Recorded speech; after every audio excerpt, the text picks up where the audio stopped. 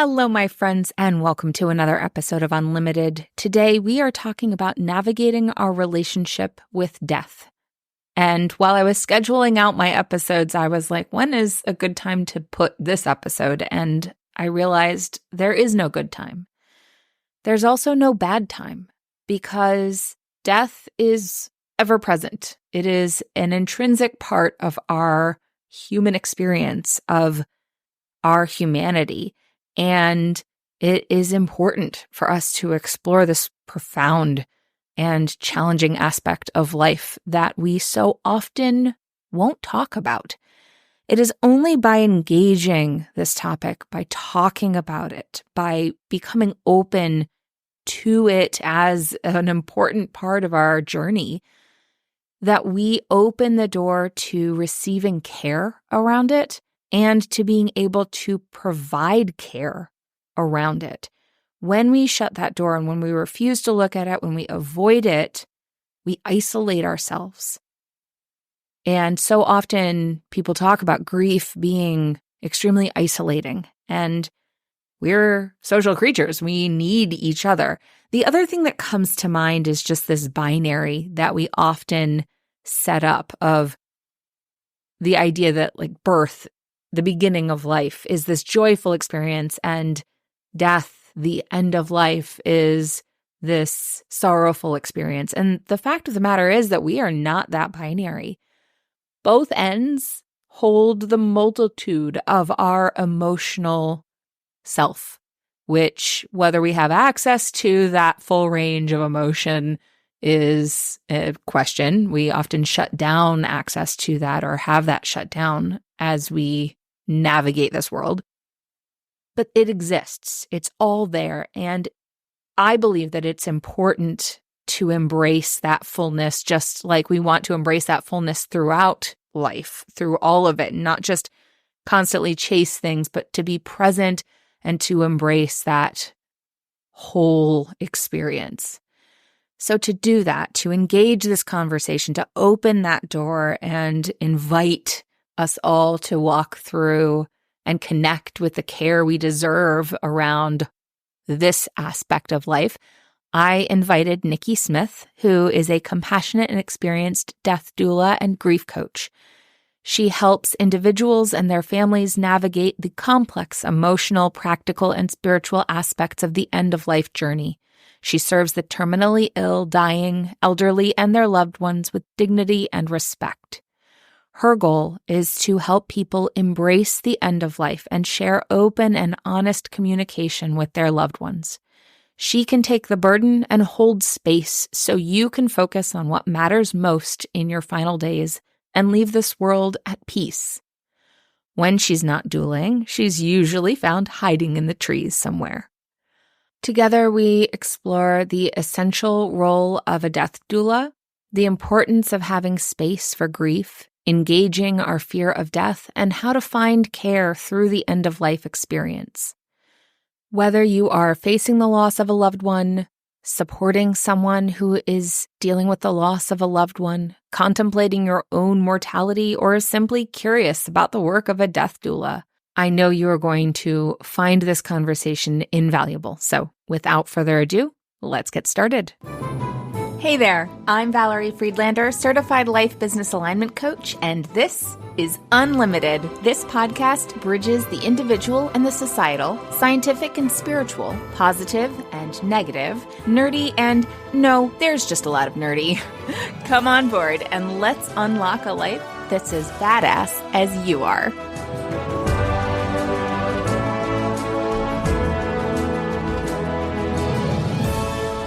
Welcome, Nikki. I'm so excited to have you on the podcast. Thank you. I'm excited to be here. Honestly, I don't know that I had heard of a death doula until I met you.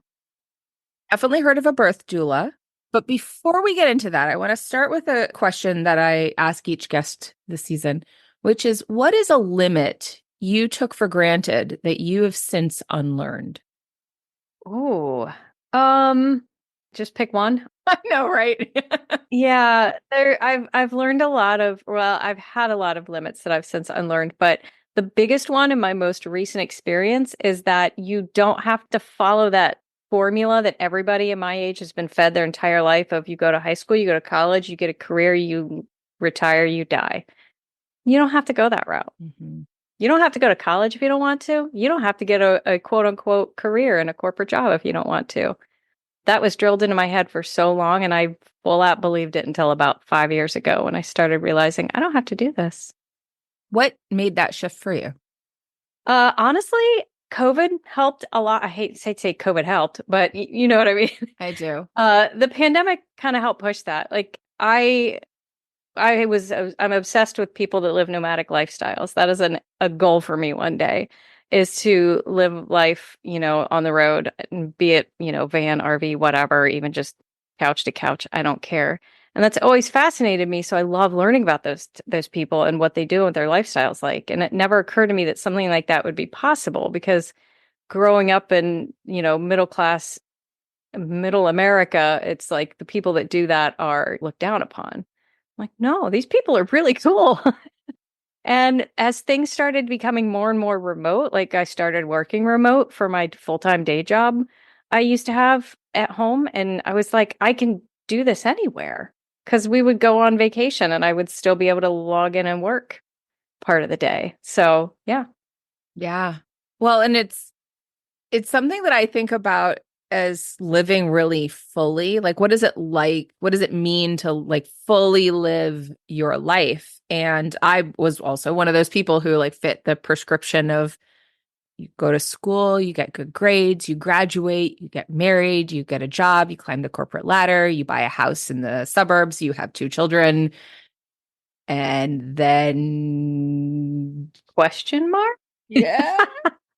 Eventually you get to retire, maybe if you're lucky. And Yeah. Well, and I broke that pretty quick just out of the fact that I didn't really have any desire to get married for a long time, and I never really wanted kids. So that part of the equation was never registered in my brain, but it was still just pushed upon, like, well, you still have to have a job, a career, and yeah. Well, and it's something that, of course, has come much more home to me. And one of the reasons why, when I learned about you and what you do, I was like, we definitely need to talk about this, because I had never heard of a death doula. Like I said, I've heard of a birth doula. I had support from one in giving birth. I used midwives, but we got training from a birth doula and really got an understanding of what I could ask for, what I wanted in that process, and how to create that space for myself and have others who can support me creating that space. So it was like, oh, I had never thought about that being applied to end of life. And here I am at, relatively young age of 42. And I've lost a number of people relatively recently, friends, spouses. It's been, and it was, I guess I was like, oh, I didn't realize I was at that age yet. Because I always thought, later, because this is the order that you do things in. That, or like sudden loss. My cousin died in a bike accident, and that has been really hard. I've been blessed to not have a lot of loss in my life. And so seeing this and starting to think about mortality a lot more, also with the situation of the world and everything that's going on, there's just a lot more thinking about it. And so I was like, I would love to know and have you share with the people who are listening, what is it that you do? Yeah, I'm going to leave it at that. yeah. Well, and thank you for bringing up the birth doula, because most people have heard of a birth doula. I've only encountered a handful of people who have not ever heard of a birth doula. So once I ask them if they understand what birth doulas do, they say yes. I'm like, then you know what I do. So much like you were saying, you received support ahead of time as how you want your birthing process to go. I do very much the same thing for people who are facing end of life. And this can be anybody who has a terminal diagnosis, somebody who is still receiving treatment, or even just somebody who might be, in their mid to late 70s, and they know, it could be coming now or it could be 20 years from now, but they want to be ready. I work with people my age sometimes, just getting their advanced directive paperwork together to make sure they have everything taken care of that they need to.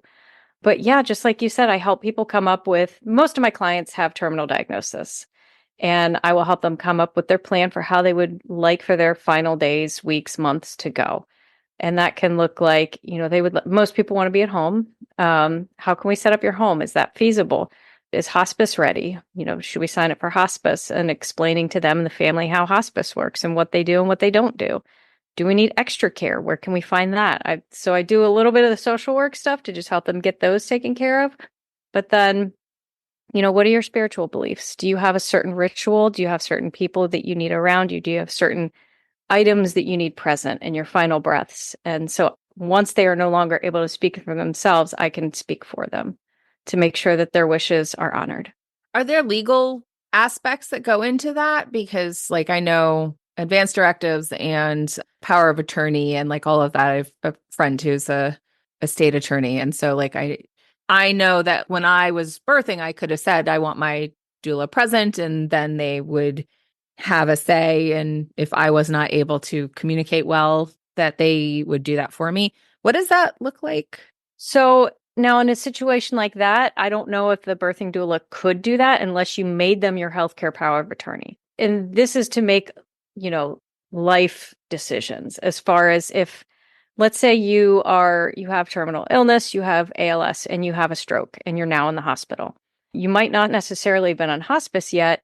You might not be in your last final months, but now you've had this massive stroke and you are brain dead, or you're just no longer responsive. Who is going to make that decision as far as life sustaining? Like, do you want a feeding tube? Do you want to be on artificial breathing machines? And do you not want that? And the power of attorney is the person that will make that decision for you. And it is a legal document. You don't need an attorney to complete one. You can find those whatever state you're in. I encourage you to just Google healthcare power of attorney, my state, and you'll find that form. Most of the time, all you need is a notary to notarize that document. Sometimes even just two witnesses. Then those do need to be honored. And financial power of attorney is the same, only that's like somebody that can manage your finances if you are no longer able to do so. I'm curious because I'm sure you get a lot of questions and a lot of things that you're like, there are things that people don't know because this is considered a taboo subject. Absolutely. Nobody wants to talk about it. Even when you're talking to like parents who are aging, my age, of having those conversations with my parents as they age and like, what are your plans so that I know I'm the eldest daughter? What are some of those things that you're like, people really should know this? Yeah. Yeah. I can very vividly remember I was young, like maybe 8, 9, 10 years old.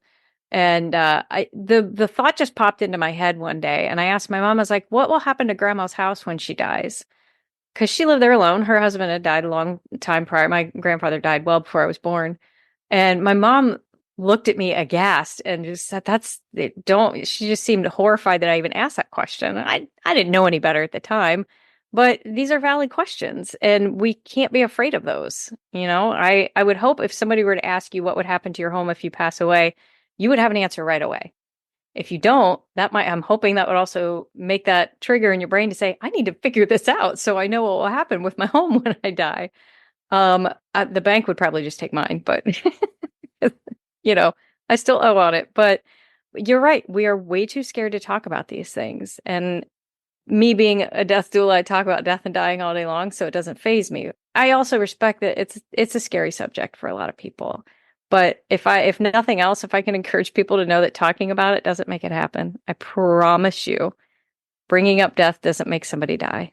It's not how that works. Thank you for saying that. I almost feel like that's probably the most important thing that people don't know. Yeah. That they need to know. There's so much, especially in the wellness space, there's so much around manifestation. Yeah. Like speak it into the existence. And so I think in a lot of ways, that way of talking about things kind of reinforces this idea that you don't talk about the quote unquote negative things, because if you say them, right, then they'll be there. Except that oftentimes that means that we're like not talking about things that actually are there. We need to talk about. Yeah. Well, and grief is the same way. We don't talk about grieving and grief. And I do grief coaching as well. And I also work with families after their person has passed away to help them process their grief and get through that initial hump. And we're not taught as a society or as a culture how to grieve. And it's going to be different for everybody. So there's no handbook. There are handbooks. Don't get me wrong. But they're all, everybody's going to be different. Some people are going to like bawl their eyes out and scream and cry. Some people are going to hold it in. Some people are going to express it through their art medium. Like there's a million ways to grieve, but we're not taught that it's even okay or to talk about it. And so we just sit alone with our grief, wondering, am I doing it right? you know? Yeah. That really stands out to me, especially because I am a parent, and a lot of the people that I've lost recently Mhm. had young children. And I wonder, as a death doula supporting people, what do you see with that? Like how do people approach that? And both in the process of losing someone, but also in the aftermath of that loss. Approaching grief, you mean? Yeah. Well, yeah, grief. I mean, especially just as a parent.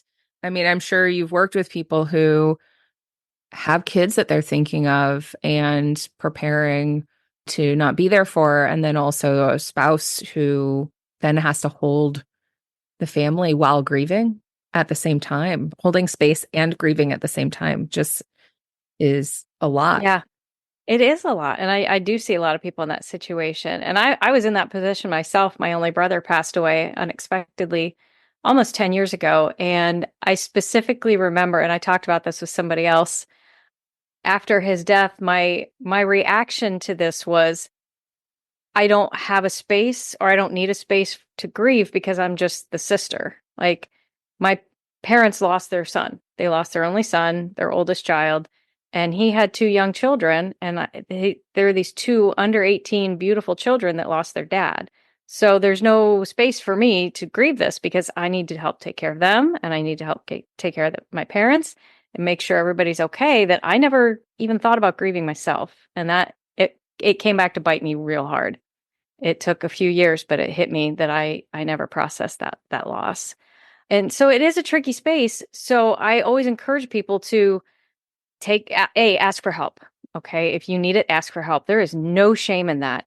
And if you're not comfortable talking to friends or family, find a therapist, find a grief coach, find a life coach, find somebody, an objective third party that you can just vent to, and have that space to process your grief, to talk about it, to, get through whatever you need to get through so that you can be available. Because if you don't deal with it's like the oxygen mask in the airplane. If you don't put it on yourself first, you can't help the person next to you. So you have to take care of yourself if you want to take care of other people. 100%. Yeah. So what does it look like when you're helping people with that? Like what is there a process? I mean, I know we're just talking about like, there's no like one size fits all process when it comes to grief, even though like 5 stages of grief, well, we know that those are all over the place. They're not just 5, and they definitely don't go in order, and they show up even when you thought that they were not there anymore, and all of that. It's not a to-do list. You don't check them off. It's not a to, even if you want it to be a to-do list, there's definitely been some griefs that I've walked through. I'm like, okay, could we just check that one now? And maybe it can be done. Yeah. And it's not how it works at all. Yeah. And some people never get to acceptance. Some people just never get to that acceptance level. And that's okay. It's going to look different for those people. But as far as like a process, the biggest and most important thing I can do is just giving them a space to talk about it. Because like I said, especially those who have other family members who have suffered the same loss or that, lost the same person or thing or whatever it might be, it's hard for them to talk about that with each other. And it's hard for them to deal with their own when they're trying to deal with everybody else's grief as well. And maybe keeping the house together, keeping a job. So if nothing else, giving them an hour or two a week to just talk it out is invaluable. You understand that too. Yeah. Like just giving people that space. But I help people understand where they're not facing it and help them with grounding techniques to get through their day to day and other coping mechanisms they can for if they're not with me and they're with, at their job or with their kids or wherever, and it hits hard. What can we do in that moment to, recenter yourself so that you can get to yourself to a safe space? Yeah. Yeah, that makes a lot of sense. And you have a podcast, and I was listening to it, and I love how you approach things with a lot of care. And also, you talk about humor. And so, when we talk about grief, I think oftentimes we forget that we have a full range of emotions. When we are talking about stuff, especially if it's close to somebody, we do need somebody else to talk to that's not so directly impacted by it, because to be able to be irreverent about something Yeah. that is going to have such an impact on somebody else's life, or to, have humor about it, or to really talk about logistics of it, or any of those things, it's hard to do when it's someone who's impacted. So I appreciate that you engage that full range of experience, because we're still human, even in all layers of these processes. Yeah, absolutely. And there's going to be days where you are going to need to be angry. You're going to need to scream. You might, punch a pillow or do something constructive with your anger. I usually go for a run or an aggressive bike ride if I have to, if I'm in that anger space, to help work that energy out. Or, you might be in a space that day where you just need to cry and be alone, or cut out everything altogether and just doom scroll on your social media. We poo poo doing that, but sometimes you need that to distract yourself. That's going to work. I scroll TikTok sometimes for like 2 hours when I'm upset, Oh, yeah. and sometimes you need to laugh at it. Like, we absolutely had moments of laughter after my brother passed away. I tell this story a lot. So if anybody's listened to my podcast, they've heard it a million times. But we had my brother cremated, and we have a family plot where we were putting his ashes. And this was a year after he had died. And we were driving to the cemetery. My parents were in the front seat, and I was in the back seat with the urn. And I kept joking. I was like, "Mom, Scott's on my side of the car," like we did when we were kids. My mom, bless her heart, turned around and said, "We will turn this car around and go home." So she could have been upset at me, because it was such a down day, because we had all spent a year and we were starting to come out of our grief, and now we had this again, and it was just such a somber thing, and I couldn't take it anymore. Yeah. So I'm curious how you got into this work. Yeah.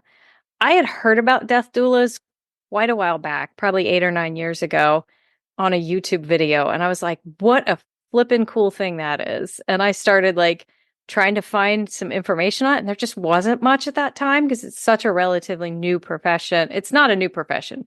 It's new as death doula as we know it right now. People have been doing what we do forever. But as an actual like scope of work as a death doula is relatively new, and I couldn't find a ton of information on it, but I just kept like, I'd hear little bits and find random articles, and I just kept thinking it was such a cool thing. And I started volunteering at a hospice, and I just felt so natural. It felt like home to me to be doing this. And then COVID, like I mentioned before, kind of shook up everything with me, and I realized I just was not happy with where I was in my life, and I needed to do something meaningful that gave back to the world in some way, shape, or form, because I felt like I'd just been stuck in this corporate life of, money and greed and everything else. I'm like, I don't like this. I don't want to do this anymore. I want to live a life that gives back and is more, impactful in some way, shape, or form. And this death doula thing kept coming up to me. So I was working with a life coach at the time too, and she finally said, "So why don't you just do it?" It never occurred to me I could just do it. So I found a training and went through the training course, and here I am. I appreciate that a lot. And the work that you do, because if we can't embrace our mortality, then we're disconnecting from a core part of our humanity. Yeah. And I think in a lot of spaces, like corporate spaces, and it's all future focused, but it's not too future focused. Yeah. Right. Like if I just earn enough money and then I have all this stuff, and then I will get to retire and do the fun things. And I think a lot of that thinking is breaking down as we're watching how it's not working. Yeah. Yeah. Retirement's not really a thing anymore. Right. Well, and how many stories have you heard about the guy who worked his entire life to retirement, and 2 weeks after retired died of a heart attack? Right. Well, we're starting to recognize the stress impact on our bodies. Yeah. Yeah. And all the ways that we are living in the world that are breaking us down, literally. So Yeah. that is a real thing. And so to be able to, to just like, well, I'm only going to think this far, but I'm not going to think that far. Mm-hmm. And recognizing that is part of mortality, that is part of humanity. Yeah. There's a lot of fear there, I think, to go that far, to think that far, because we're losing corporeal existence. We're losing the space that we know, that we're familiar with. Yeah.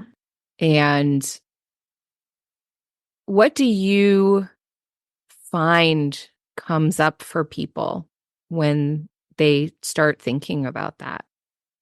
I think most people are scared when you talk about death or dying. And again, this is where our aversion to it comes. We don't want to think about it because we're scared. Because we don't, it's this thing that's there, that's this big event that kind of, for all we know, ends it forever for us. And we don't know when it's coming. None of us know. Even, I mean, you might have a diagnosis, they might say you have XYZ time, but you still just, most of us at any given point have no idea when we're going to die. And that's scary because, you have things you want to do. You're living your life. You're excited and you have plans. And to know that at any moment that could be gone, it's terrifying for people. And I think that's the point most people are at, is they don't understand, we don't know what's going to happen. We don't know how it's going to go. We just know that one day we're going to die and this will all be over. And I always encourage people, it's okay to be scared of that. I am too. Of course I am. I've got a million plans I'd like to do before the end of my life, but I don't know. I could get hit by a bus tomorrow, but use that to embrace today. I'm not saying you have to YOLO every single day of your life because that's just not feasible. But like, I took a huge risk leaving a corporate job to open up my own business as a death doula. Like, but I also recognize like I could die any day and I don't want to die knowing I didn't pursue this. So if you're trying to make that decision, make it. Just do it. Life is too short. Yeah. There's a line at the end of the Red Hot Chili Peppers song Can't Stop that I've always appreciated. And it's, this life is more than just a read through. And it just reminds me that this isn't a dress rehearsal. We don't get another one, at least that we're conscious of, most of us, I suppose, not to project any belief systems on anybody. So, but, there's is the reason why I coach the way I coach is very much about like, what are we bringing into our now space? Not like, what do you imagine you'll experience in the future? And what does it look like to bring that into our now space? Because our means create our ends. Yeah. In life. And that way, that you're living fully and not just waiting for something else to happen. Because when we live like that, we're always chasing something anyway. So it's like, you're never actually going to have it. You're just going to chase it. Yeah. So I know that for the work that I do, it's very personal as well. And there's just a lot of different ways of approaching things. And for people who don't necessarily know, you have an episode on your podcast that are talking about hospice and breaking down myths around hospice. Oh yeah. And like helping people engage hospice. Yeah. And it brought to mind as I was listening to it, and I'll have it linked in the show notes for people who want to go check that out. But what would you like people to know about finding care? Like, and I think about like, what are the things to look for when they're looking for support around death, whether it's their own or a loved one's? What are things that people should look for? What are like red flags? Because there are certainly practitioners out there who are not necessarily in alignment with the people who are searching. So what should people be looking for, both in the ways that are helpful and the ways that are maybe not? Yeah. Well, first thing I would say is like, especially if it comes to hospice, you're allowed to shop around. And you're also allowed to fire your hospice. If you start on with a team and it's not working and you don't like them, you can end that. There's no like, sorry, you're in it until the end. You can find a different hospice, but shop around. Don't be afraid to call several. have them come to your house, chat with them. Most of them will come to the house for screening anyway to go over eligibility requirements. And same with home, like if you're getting home health care, shop around and you can fire them at any point too. Do your research. If you're going to have strangers coming in and out of your house, make sure you're with a reputable organization that has any licenses they might need, especially when it comes to nurses and nursing staff. Do they require licenses? Make sure they have all that. So, yeah, don't be afraid to research. And what about hiring someone like you? Now, death doulas, depending on where you are within the country, like there's maybe a dozen of us in the entire state of Ohio. I'm in Columbus, Ohio. If you go to New York or Oregon, you're going to have, a lot to choose from. So, the same thing, feel free to shop around, but any one of us that I've ever spoken with, we'll do a couple introductory sessions. We'll meet with you, we'll chat with you to kind of make sure that we're all on the same page and you vibe well with that person. Like a birth doula, right? I've never been through the birthing process, but I would imagine that's such an intimate thing that I would want somebody I trust and that I really get along with to be present for that. And same with dying. Dying is a very intimate experience. And if somebody's going to be right there with you the whole time, holding your hand and walking you through it, you want to make sure it's somebody you get along with and that you trust. Is this something that you work with people virtually or is it all in person? I do a little bit of both. Most of my grief coaching and grief sessions I do virtually. I have done some in person. And with the doula work, I will do a lot of my initial meetings via Zoom or over the phone until we all are comfortable with each other. And then it'll really kind of depend on the circumstance where they are. But I will be with them at some point. I can do full virtual, but obviously when it comes to the person being actively dying, it's preferable for me to be physically present so I can make sure things are going the way they want it to. Yeah, that makes sense. If there's a last thing that you would want people to know about the work that you do, I mean, obviously, we want to encourage people to go listen to your podcast where they can get all the information. But is there something that you would like the people listening to take away? Yeah, a lot of people kind of misunderstand what we do. And yes, we are there to hold your hand physically as you pass away, but there's so much more we can do. And we work with people after a sudden loss. We work with people who are not even actively dying yet or nowhere near their death's door. Anything around end of life work we can help with. Even if you meet with us just one time to help understand your advanced directive paperwork, what you need, what you don't need. I could talk all day long about all the different services we could provide. So yeah, don't be afraid to reach out. Like if you just have questions, anybody who's in this line of work, we're doing it because we want to, right? I can tell you we're not in it for the money. So don't be afraid to reach out to us and we'll answer your questions. We're happy to talk about what we do. That's so important because I mean, I do see this also with people using birth doulas of like, I just don't want to deal with finding somebody else. And like, I don't want to be difficult. And like all the people pleaser, like this is your life. This is your death. Like you get to be difficult. You're allowed. Yeah. And let us do that. There are so many people I've worked with that are in that space where they're ready to stop treatment, but they're scared to because their family doesn't want them to. Their family wants them to keep fighting. And they're ready. They're done. They're past the fighting stage. They just want to end peacefully. And they're scared to upset the apple cart, so to speak. So I'm like, let me come in and have that help navigate that conversation with your family. I'll do it in a gentle way, but let me help that conversation happen. Yeah. Oh, I really appreciate the work that you do. Thank you. Where can people find you?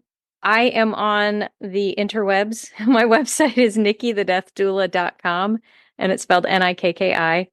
I'm also on Facebook, Instagram, and TikTok, all at Nikki the Death Doula. Awesome. Well, I will have links in the show notes. I like to wrap up with a couple questions. Sure. First one is, what does it mean to you to be unlimited? To be unlimited? Oh, that's a very good question. I think that means keeping your mind as open as possible to any and all experiences. Yeah. And when you want to welcome in that unlimited feeling, what song do you listen to? Oh, there is. I listen to really weird, obscure music, but there's an artist from the UK called Aphex Twin, does techno music, and there's one particular song. It's called On, O-N, and there's no lyrics or anything, but that song always just makes me feel so like open and calm and vibrant all at once. I love that song. Cool. Well, I will add that to the Unlimited Podcast playlist so everybody can go check it out. Yay. And thank you so much, Nikki, for joining me today and sharing about what you do. Really appreciate you. Thank you. Thank you for having me and giving me a space to talk about what I do, because I love talking about what I do. Yay. Thanks for listening. I so appreciate you being here. If you got something out of today's episode, please share it. Leave me a review, take a screenshot, and post it on social with a shout out to me. Send it to a friend or, all of the above. Want to hang out more? Join me on Instagram. Or better yet, get on my mailing list to make sure you don't miss out on anything. And remember, your possibilities are as unlimited as you are. Allow yourself to shine, my friend. The world needs your light. See you next time.